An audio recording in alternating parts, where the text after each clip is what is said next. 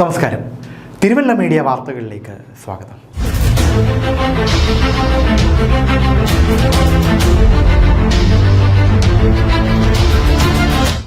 Thiruvalla Pushpagiri medical college staff cooperative സൊസൈറ്റിയുടെ മാനവ സേവാ പുരസ്കാരം മാർ ക്ലെമീസ് ബാവയ്ക്ക് മന്ത്രി വി.എൻ. വാസവൻ സമ്മാനിച്ചു.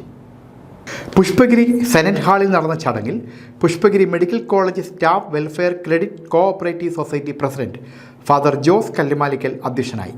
ജേക്കബ് പുനൂസ് മുഖ്യപ്രഭാഷണം നടത്തി. സ്ത്രീശക്തി വാഹന വായ്പയിലൂടെ 17 വനിതാ ജീവനക്കാർക്ക് നൽകുന്ന ആക്റ്റീവ സ്കൂട്ടറിന്റെ വിതരണം വികാരി ജനറൽ ഐസക് പാരപ്പള്ളിൽ നിർവഹിച്ചു.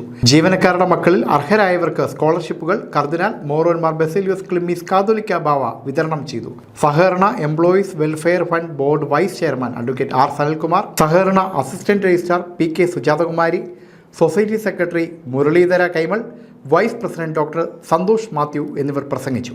News desk Thiruvalla media.